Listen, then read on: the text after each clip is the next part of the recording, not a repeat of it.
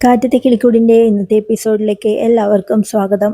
നിധിയുടെ വീട്ടിൽ അവരെല്ലാവരും ചേർന്ന് ഭക്ഷണം കഴിക്കുന്നതിനിടയിൽ ചെട്ടിയാരുടെ കോൾ അരുണിന് വരുന്നുണ്ട്.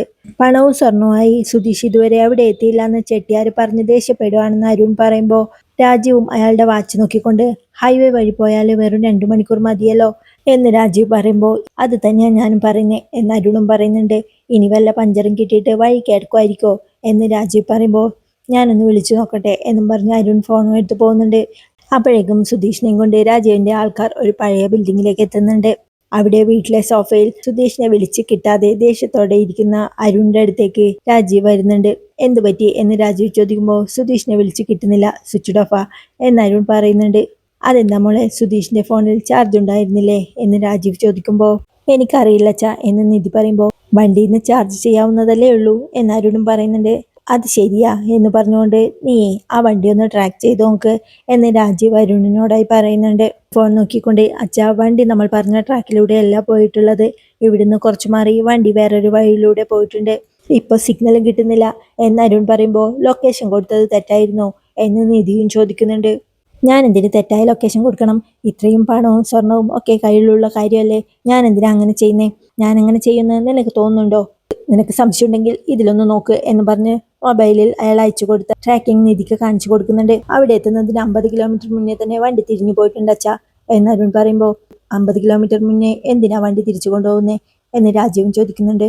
ഇനി വഴി തെറ്റിപ്പോയിരിക്കോ എന്ന് സാന്ദ്ര ചോദിക്കുമ്പോൾ നമുക്ക് അബദ്ധം പറ്റിപ്പോയോന്ന് ഒരു സംശയം ഉണ്ട് അച്ഛാ, ഇത്രയും പണവും സ്വർണമൊന്നും സുധീഷിന്റെ കയ്യിൽ കൊടുത്തു വിടരുതായിരുന്നു, പണം കണ്ടപ്പോൾ മനസ്സ് മാറിക്കാണോ, എല്ലായിടത്ത് നാട് വിടാൻ തീരുമാനിച്ചു കാണോ എന്നൊക്കെയാ ഇപ്പൊ എന്റെ പേടി എന്ന് അരുൺ പറയുമ്പോൾ അത് കേട്ട് നിധിയും ദേഷ്യത്തോടെ എന്താർത്ഥത്തിലാണ് നിങ്ങൾ ഇങ്ങനെയൊക്കെ പറയുന്നേ, സുധീഷ് അങ്ങനെയൊന്നും ചെയ്യുന്ന ആളല്ല, വെറുതെ ഓരോന്ന് പറഞ്ഞുണ്ടാക്കല്ലേ എന്ന് പറയുന്നുണ്ട്. ഞാൻ എന്ത് പറഞ്ഞുണ്ടാക്കിയെന്നാ? വണ്ടി റൂട്ട് മാറ്റിപ്പോയത് ഞാൻ പറഞ്ഞിട്ടാണോ? പറഞ്ഞ സമയത്ത് സ്ഥലത്ത് എത്താത്തത് ഞാൻ പറഞ്ഞിട്ടാണോ? ഇവിടുന്ന് പോയിട്ട് 3 മണിക്കൂറായി, ഇത്രയും പണവും സ്വർണവും കൊടുത്തു വിടുമ്പോൾ ഞങ്ങൾക്കും അതിന്റെ ടെൻഷൻ ഉണ്ടാവുമെന്ന് അവൻ ചിന്തിക്കണ്ടേ? 3 മണിക്കൂറായി, ഇതുവരെ ഒരിക്കലെങ്കിലും അവൻ ഇങ്ങോട്ട് വിളിച്ചോ? എന്തെങ്കിലും പ്രശ്നമുണ്ടെങ്കിൽ ആദ്യം നമ്മളല്ലേ വിളിച്ചറിയിക്കേണ്ടത്? എന്തിനേ ഇത്ര നേരമായിട്ടും നിന്നെങ്കിലും ഒരിക്കൽ പോലും വിളിച്ചില്ലല്ലോ എന്ന് അരുൺ പറയുമ്പോൾ അരുൺ അങ്ങനെയൊന്നും പറയല്ലേ, സുധീഷ് നമ്മുടെ വീട്ടിലെ മരുമകനാ, നമ്മൾ വിളിച്ചിട്ടാ ഇങ്ങോട്ട് വന്നത്, അങ്ങനെയുള്ള ഒരാളെ പറ്റി അതിൽ വിട്ടൊന്നും സംസാരിക്കല്ലേ എന്ന് രാജീവ് പറയുമ്പോൾ അവര് കാശും സ്വർണവും എത്തിയില്ല എന്ന് പറഞ്ഞ് ചീത്ത വിളിക്കുമ്പോൾ ഞാൻ പിന്നെ എന്തു പറയണച്ചാ, നിസ്സാര തുകയൊന്നല്ല അവന്റെ കയ്യിലുള്ളത് എന്ന് അരുൺ പറയുമ്പോൾ സുധീഷ് അങ്ങനെയൊന്നും ചെയ്യുന്ന ആളല്ല, ഇങ്ങനെ ആരോപണം ഉന്നയിക്കല്ലേ എന്ന് ഒന്ന് പറയച്ചാ എന്ന് നിധി പറയുമ്പോൾ അരുൺ ഇങ്ങനെയൊന്നും പറയരുത്, ഇത്ര പെട്ടെന്ന് ഇങ്ങനൊരു തീരുമാനത്തിലെത്തല്ലേ എന്ന് രാജീവും പറയുന്നുണ്ട്. നിധിയോടായി മോളെ നീ അവൻ്റെ ഫോണിലേക്കൊന്ന് വിളിച്ചു നോക്ക് എന്ന് രാജീവ് പറയുമ്പോൾ നിധിയും ഫോൺ വിളിച്ചു നോക്കുന്നുണ്ട്. സുധീഷിൻ്റെ ഫോൺ സ്വിച്ച് ഓഫ് കണ്ട് സ്വിച്ച് ഓഫ് ആണച്ച എന്ന് നിധി പറയുമ്പോൾ ഞാൻ പറഞ്ഞില്ലേ എന്ന് അരുണും പറയാണ്. ഇനി വേറെ എന്തെങ്കിലും കുഴപ്പം പറ്റിയിട്ടുണ്ടാവോ എന്ന് നിധി ചോദിക്കുമ്പോൾ വേറെ എന്ത് പ്രശ്നം ഉണ്ടാവാനാ, അവൻ കിട്ടിയതും കൊണ്ട് പോയത് തന്നെയാ, അച്ഛനെ ക്ഷമിക്കാനും സഹിക്കാനും ഒക്കെ പോയതാ ആകെ കുഴപ്പമായത്, അവനെ പറഞ്ഞയക്കാൻ എനിക്ക് ഏത് നേരത്താണോ തോന്നിയത്, അവസാനം അവനവൻ്റെ തനി നിറം കാണിച്ചു ചേ എന്നരുൺ ദേഷ്യത്തോടെ പറയുമ്പോൾ രാജീവും ഹേമയുമെല്ലാം നിധിയെ ഒളികണ്ണിട്ട് നോക്കുന്നുണ്ട്. അവിടെ ആ പഴയ കെട്ടിടത്തിൽ ഒരു കസേരയിൽ കെട്ടിയിട്ടിരിക്കുകയാണ് സുധീഷിനെ. സുധീഷ് ആ കെട്ടഴിക്കാൻ പരമാവധി ശ്രമിക്കുന്നുണ്ട്. തൊട്ടടുത്തിരുന്ന് കാർഡ്സ് കളിക്കാണ് രാജീവിൻ്റെ ആൾക്കാർ. സുധീഷ് അവരോടായി ഏയ് നിങ്ങളൊക്കെ ആരാ, എന്തിനാ എന്നെ ഇവിടെ കെട്ടിയിട്ടിരിക്കുന്നേ, ആ പണവും സ്വർണ്ണമൊക്കെ നിങ്ങൾ എങ്ങോട്ടാണ് കൊണ്ടുപോയത്, എന്നെ ഇവിടെ എന്തിനാ കെട്ടിയിട്ടിരിക്കുന്നേ, ഒന്ന് പറ, എന്നെ കൊന്നിട്ട് ആ കാശും സ്വർണവും കൊണ്ട് പോകാനാണോ നിങ്ങളുടെ പരിപാടി, എങ്കിലേ അത് വലിയ പ്രശ്നമാവേ എന്ന് സുധീഷ് പറയുമ്പോൾ അവരതൊന്നും മൈൻഡ് ചെയ്യാതെ കാർഡ്സ് കളിച്ചുകൊണ്ടിരിക്കുന്നുണ്ട്. എടാ കെട്ടിയിട്ട് തല്ലാൻ ഏത് വിളിക്കുമ്പോൾ ധൈര്യം ഉണ്ടെങ്കിൽ നേർക്ക് നിർവാടാ എന്ന് സുധീഷ് ദേഷ്യത്തോടെ പറയുമ്പോഴേക്കും അതിലൊരുത്തൻ എഴുന്നേറ്റ് സുധീഷിനടുത്തേക്ക് പോകാനൊരുങ്ങുമ്പോഴേക്കും മറ്റൊരുത്തൻ നീ അവൻ്റെ വെല്ലുവിളി സ്വീകരിക്കാനാണോ വന്നേ, അല്ല പറഞ്ഞ പണി ചെയ്യാനോ എന്ന് അവനോടായി ചോദിക്കുന്നുണ്ട്. അത് കേട്ട് അയാളും ഒന്നും മിണ്ടാതെ അവിടെ തന്നെ ഇരിക്കാണ്. അപ്പോഴേക്കും സുധീഷ് വീണ്ടും എടാ നിങ്ങൾ 3 പേരില്ലേ, ഞാൻ ഒറ്റയ്ക്കല്ലേ ഉള്ളൂ, എന്നിട്ടും എന്നോട് നേരിട്ട് ഫൈറ്റ് ചെയ്യാൻ എന്താടാ ഉണ്ടകളെ, എന്നെ അഴിച്ചു വിടടാ എന്നൊക്കെ സുധീഷ് ഉറക്കെ വിളിച്ചു പറയുമ്പോഴേക്കും അതിലൊരുത്തൻ ഇവൻ നമ്മളെ പിരികേറ്റുവാണല്ലോ എന്ന് ചോദിക്കുന്നുണ്ട്. നീ ഒരു കാര്യം ചെയ്യ്, അവൻ്റെ വായിൽ വല്ല പ്ലാസ്റ്റർ എടുത്തൊട്ടിക്ക് എന്നവൻ പറയുമ്പോൾ അയാളും അങ്ങോട്ട് ചെന്ന് ഒരു പ്ലാസ്റ്റർ എടുത്ത് സുധീഷിൻ്റെ വായിൽ ഒട്ടിക്കുന്നുണ്ട്. അവിടെ വീട്ടിൽ അരുണും രാജീവുമെല്ലാം ആരെയൊക്കെയോ വിളിക്കുന്നുണ്ട്. അരുൺ ഫോൺ വിളി കഴിഞ്ഞ് അവിടെ സോഫയിൽ വന്നിരുന്ന് പറയച്ചാ അവളുടെ ഭർത്താവ് ചെയ്ത കള്ളത്തരം എന്താണെന്ന് അവൾക്ക് പറഞ്ഞു കൊടുക്കുക, ഇപ്പോഴും അവളല്ലേ അതൊന്നും വിശ്വസിക്കാത്തത് എന്ന് രാജീവ് പറയുമ്പോൾ അച്ഛാ സുധീഷ് എവിടെയുണ്ടെന്ന് അച്ഛന് മനസ്സിലായോ എന്ന് നിധിയും ചോദിക്കുന്നുണ്ട്. അവൻ നമ്മളെ ചതിച്ചു മോളെ, പണവും സ്വർണമൊക്കെ എടുത്ത് അവൻ പോയി എന്ന് രാജീവ് പറയുമ്പോൾ നിധിയും ആകെ ടെൻഷനിലാവുന്നുണ്ട്. അരുണിൻ്റെ സംശയം ശരിയായിരുന്നു, ഞാനിവനൊക്കെ കഷ്ടപ്പെട്ടുണ്ടാക്കിയ കാശ് ഒരു ദിവസം കൊണ്ടെടുത്ത് അവനങ്ങ് കടന്നു കളഞ്ഞു എന്ന് രാജീവ് പറയുമ്പോൾ അച്ഛനും അരുണേട്ടൻ്റെ കൂടെ ചേർന്ന് സുധീഷിനെ കുറ്റപ്പെടുത്താണോ, സുധീഷ് അങ്ങനെ ഒരാളല്ല, അതാദ്യം നിങ്ങൾ മനസ്സിലാക്ക് എന്ന് നിധി പറയുമ്പോൾ നീ ഇപ്പോഴും അവനെ വിശ്വസിക്കാണോ? അവൻ മഹാകള്ളനാ, വെറും ഫ്രോഡ്. അവൻ്റെ ബുദ്ധിയായിരുന്നു ഇത്. അച്ഛനെയും നമ്മളെയൊക്കെ ഓരോന്ന് പറഞ്ഞ് കയ്യിലെടുത്ത് നമ്മളെ കൊണ്ട് അവനുമായിട്ട് നന്നായിട്ട് പെരുമാറിപ്പിച്ച് നമ്മളെ കൊണ്ട് തന്നെ അവൻ്റെ കയ്യിൽ കാശ് കൊടുത്തു വിടാനും എല്ലാം അവൻ്റെ കെണിയായിരുന്നു. അവസാനം പണവും സ്വർണവും കൊണ്ട് അവനെങ്ങ് പോയി എന്നൊക്കെ അരുൺ വിളിച്ചു പറയുമ്പോൾ, പണം കൊണ്ടുപോകാമെന്ന് ഒരിക്കൽ പോലും സുധീഷ് പറഞ്ഞിട്ടില്ലല്ലോ.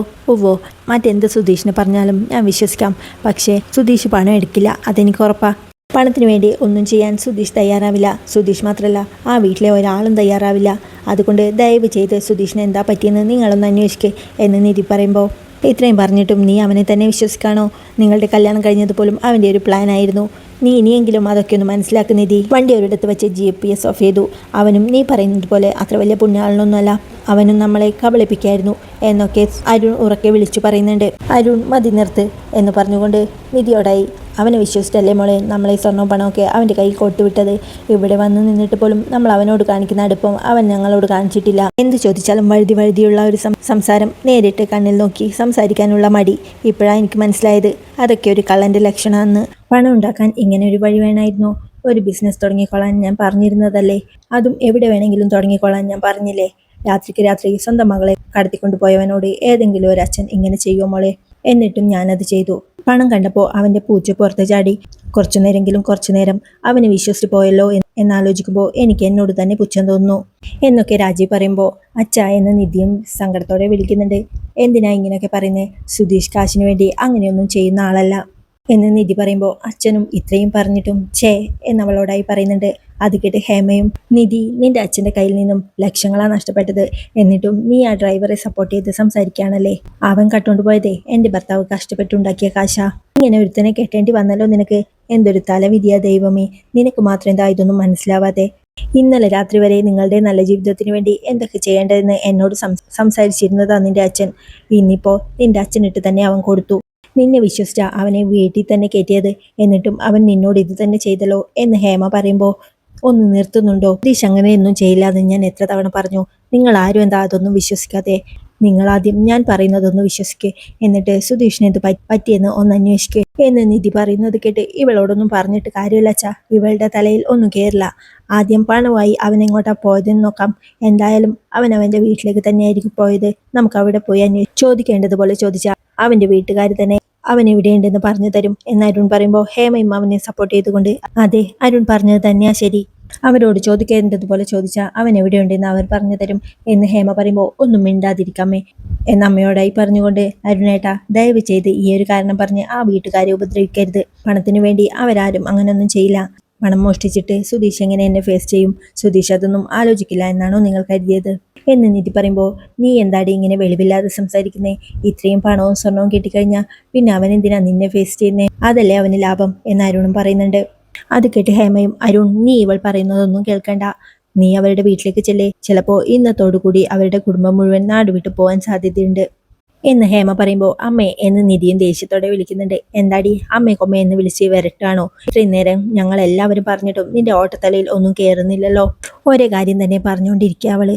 ഇതേ നോക്ക്, നിന്നെ ബോധ്യപ്പെടുത്താന്നുള്ളത് ഇപ്പോൾ നമ്മുടെ കാര്യമല്ല. നീ വിശ്വസിക്കാതിരിക്കോ എന്താന്ന് വെച്ചാൽ ചെയ് എന്ന് വെച്ച് ലക്ഷക്കണക്കിന് രൂപയുമായി ഒരുത്തൻ പോയി കഴിഞ്ഞാൽ അതങ്ങ് വിട്ടുകളയാൻ പറ്റുമോ എന്ന് നിധിയോടായി പറഞ്ഞുകൊണ്ട് അരുൺ നീ പോ എന്ന് ഹേമ പറയുമ്പോൾ, ഞാൻ പോവാച്ചാ, അവനും അവൻ്റെ ബ്രദേഴ്സും നമ്മുടെ പണവുമായി രക്ഷപ്പെടുത്തുന്നതിന് മുന്നേ അവരെ പിടിക്കണം. അങ്ങനെ നമ്മുടെ പണം നഷ്ടപ്പെടുത്താൻ ഞാൻ എന്തായാലും തയ്യാറല്ല എന്നും പറഞ്ഞുകൊണ്ട് അരുൺ എഴുന്നേൽക്കുമ്പോൾ, എടുത്തു ചാടി ഒന്നും ചെയ്യരുത് എന്ന് സാന്ദ്രയും പറയുന്നുണ്ട്. നീയെ ബാധിച്ച കാര്യങ്ങളിലൊന്നും ഇടപെടണ്ട, ഇതിനെ എന്താ ചെയ്യേണ്ടതെന്ന് ഞങ്ങൾക്ക് നന്നായിട്ട് അറിയാം എന്ന് അരുണും സാന്ദ്രയോട് ദേഷ്യത്തോടെ പറയുന്നുണ്ട്. നിങ്ങൾക്കിപ്പോൾ എന്താ വേണ്ടത്?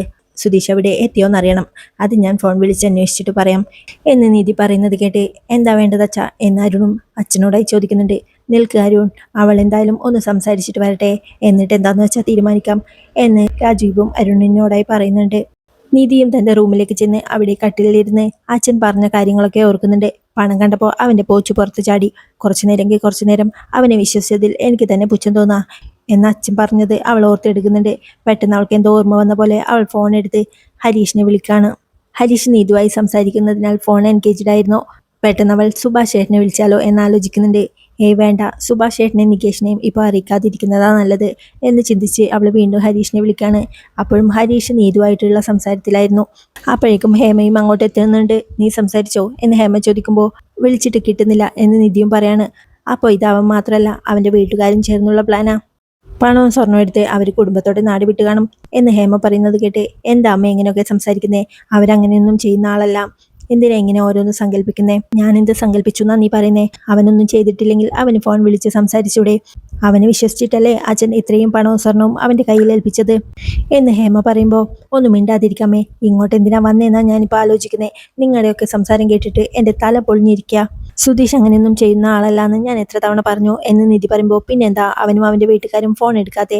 ഇത്രയും പണവും സ്വർണവും കൊണ്ടുപോയിട്ട് വെറുതെ ഇരുന്നാൽ ശരിയാവില്ല. നിന്റെ അച്ഛൻ എന്ത് ചെയ്താലും ഞാൻ അതിനൊന്നും എതിര് പറയാനും പോകുന്നില്ല എന്ന് ദേഷ്യത്തോടെ പറഞ്ഞുകൊണ്ട് ഹേമയും റൂമിൽ നിന്ന് ഇറങ്ങി പോകുന്നുണ്ട്. നിധിയും ഞാൻ ഇനി എന്ത് ചെയ്യും ഈശ്വര എന്ന് ടെൻഷനോട് ചിന്തിച്ച് അവൾ വീണ്ടും ഹരീഷിനെ വിളിക്കുന്നുണ്ട്. അപ്പോഴേക്കും ഹരീഷും നീതുവിനോടായി എങ്കിലേ ഞാൻ പിന്നെ വിളിക്കാം, എനിക്കിവിടെ കുറച്ച് പണി തീർക്കാനുണ്ട് എന്ന് പറയുമ്പോൾ നീതുവും ശരി കുറച്ച് കഴിഞ്ഞ് വിളിക്കണേ എന്ന് പറഞ്ഞ് കോൾ കട്ട് ചെയ്യുന്നുണ്ട്. അവൻ കോൾ കട്ട് ചെയ്യുമ്പോഴേക്കും നിധിയുടെ മിസ് കോൾ കണ്ട് ഏട്ടത്തിയുടെ മിസ് കോളോ എന്ന സംശയത്തോടെ നിധിയെ വിളിക്കുന്നുണ്ട്. എന്താ ഏട്ടത്തി എന്നവൻ ചോദിക്കുമ്പോൾ സുധീഷ് അങ്ങോട്ട് വന്നിരുന്നോ? ഏട്ടത്തിയും സുധീഷ് ഏട്ടനും ഒരുമിച്ചല്ലേ പോയത്, പിന്നെന്തിനാ സുധീഷ് ഏട്ടൻ ഒറ്റയ്ക്ക് ഇങ്ങോട്ട് വരുന്നേ എന്ന് ഹരീഷ് ചോദിക്കുമ്പോൾ അല്ല സുധീഷ് രാവിലെ പുറത്ത് പോയിരുന്നു, അങ്ങോട്ടെങ്ങാനും വന്നോ എന്നറിയാനാ എന്ന് അവളും ചോദിക്കുന്നുണ്ട്. അല്ല ഫോൺ വിളിക്കാനും ചെയ്തിരുന്നോ എന്ന് നിധി ചോദിക്കുമ്പോൾ ഇല്ല വിളിച്ചില്ല. എന്താ ഏട്ടത്തി എന്തെങ്കിലും പ്രശ്നമുണ്ടോ എന്ന് ഹരീഷും ചോദിക്കുന്നുണ്ട്. പ്രശ്നമൊന്നുമില്ല, രാവിലെ പോയിട്ട് ഇതുവരെ വന്നില്ല, വിളിച്ചിട്ട് ഫോൺ എടുക്കുന്നുമില്ല എന്ന് നിധി ഹരീഷിനോടായി പറയുന്നിടത്താണ് ഇന്നത്തെ എപ്പിസോഡ് അവസാനിക്കുന്നത്. വീക്കിൽ കൂടിൻ്റെ ബാക്കി വിശേഷങ്ങളുമായി